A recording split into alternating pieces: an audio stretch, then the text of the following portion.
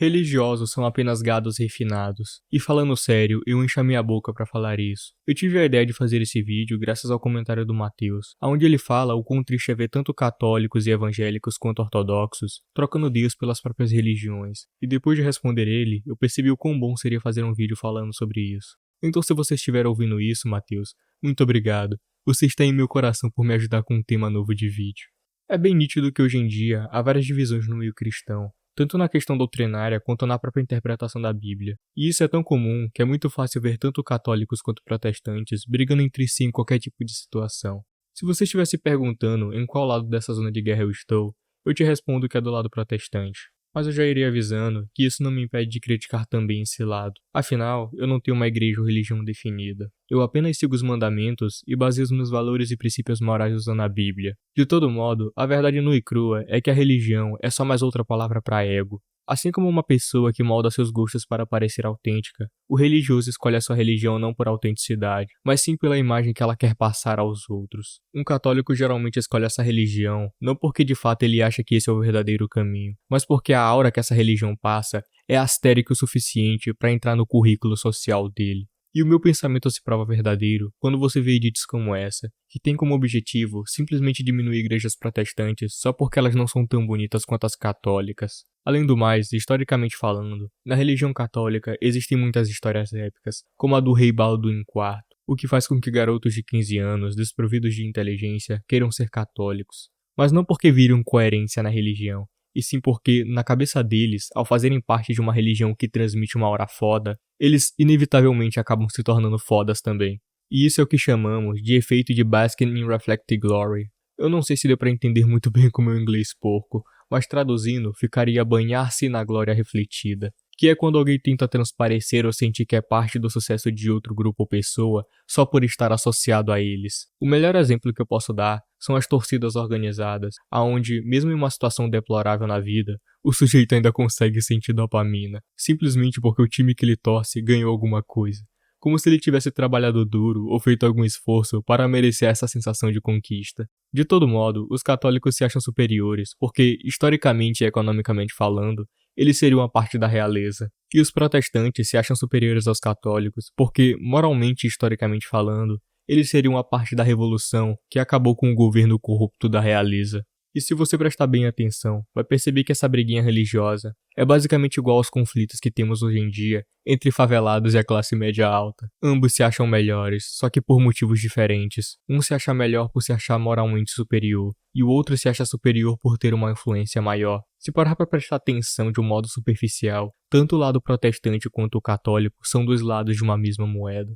Os dois apenas estão interessados em inflar o próprio ego, e a verdade é que os dois lados só querem provar algo porque querem sentir que tem algum valor, justamente por se sentirem vazios. E, ao invés de preencher esse vazio com Deus, acabam preferindo preencher com algo que eles possam ver. Afinal, eles acabaram moldando quem são através dessas coisas mundanas. Porque a verdade é que quem é cristão de fato tá pouco se lixando para essas briguinhas. Alguém consciente não procura tentar convencer ninguém, porque tem segurança no que segue. Fora que, justamente por não se sentir superior a ninguém, que ela acaba entendendo que pode ser falha, e que, ao mesmo tempo, uma pessoa só irá ser convencida se a própria procurar e estiver aberta a receber a verdade. Tanto que um católico e um protestante consciente conseguem viver normalmente e até concordar um com o outro em pontos centrais do evangelho, até porque eles não são gados de suas próprias religiões, e não necessariamente precisam concordar com tudo que ela impõe para que se sintam parte dela, pois eles entendem que Deus não se limita somente a um caminho.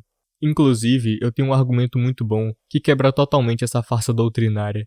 E eu admito que, toda vez que eu imagino algum religioso ouvindo isso, eu genuinamente começo a rir. Imagine duas pessoas, uma delas é o Joãozinho. O mesmo é um católico que defende a sua doutrina a todo custo. Ele briga com protestantes no Twitter e posta edits católicas no perfil do TikTok dele. Por outro lado, temos o Ricardão. O mesmo é um ser ignorante, mas que mesmo não entendendo muito, acaba entendendo o que é necessário. Agora pense que enquanto o Joãozinho continuou ativamente defendendo a sua fé, o Ricardão acabou cansando da modernidade e foi viver sozinho em um local afastado, sem qualquer tipo de conexão com o nosso mundo de agora.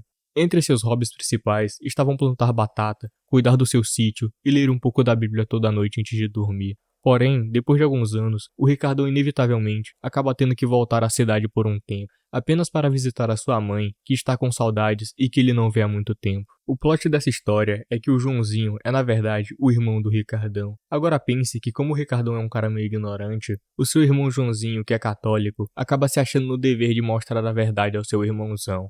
O problema é que o Joãozinho, diferente do Twitter, não consegue chegar pro Ricardão e falar que ele não vai ser salvo por viver isolado e não frequentar uma igreja católica, porque ele sabe que justamente pelo irmão dele se abster de uma vida mundana em todos os sentidos, que ele acabou se tornando tão próximo de Deus, e até mais que o próprio Joãozinho. Porque enquanto o mesmo estava sobre várias influências mundanas, justamente por se manter conectado ao mundo, o seu irmão estava em total comunhão com Deus, simplesmente por não ter nenhuma influência externa que o levasse ao pecado. A ironia aqui é grande, porque essa situação demonstra o quão fraca é as barreiras que protegem a doutrina. Porque por um lado, se a doutrina é algo essencial, então o Ricardão está errado em viver da maneira em que Deus fez o ser humano para viver. Porém, por outro, se você defende que o Ricardão não está errado, e que mesmo sem uma igreja, ele realmente se aproximou de Deus, você inevitavelmente tem que admitir que não existe apenas um caminho que leve a Deus. O que eu não preciso nem dizer que destrói totalmente qualquer igreja que diz ter autoridade para se proclamar a certa. Como eu estava dizendo, tanto católicos quanto protestantes conscientes conseguem compartilhar do mesmo ambiente, ainda se respeitando e sem nenhum tipo de rivalidade envolvida.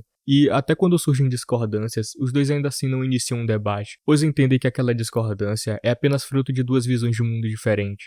Fora que não é como se essas discordâncias se anulassem, é simplesmente uma questão de gosto e de qual se encaixa melhor na vida de cada um. E, falando sério, o diabo não conseguiu impedir que a humanidade fosse salva, mas ele foi muito inteligente em separar os eleitos, usando o próprio ego dos mesmos. É muito fácil manipular o ser humano, principalmente quando esse mesmo se vê como um nada. E spoiler, você é mesmo um nada. É natural do ser humano tentar se provar como importante através de muitas coisas, mas a verdade é que você é um nada. Você é igual a qualquer criminoso e igual a qualquer homem generoso que pode haver no mundo. O que muda são somente as circunstâncias. Você nunca será superior a ninguém, independente dos seus gostos. Você não é mais intelectual ou mais evoluído que a sua mãe, só porque ela gosta de memes do Kawaii e você do Twitter. Por mais estranho que os gostos de alguém pareça, você não tem o direito de se achar superior ou melhor que aquela pessoa. Porque no final, todos somos pó. E você querer se achar superior, ou até se convencer de algo que você não é, só mostra o quão patético e carente de atenção você consegue ser. Nós só temos importância porque Deus deu essa mesma importância a nós. Essa importância não vem de nós mesmos, mas sim dele.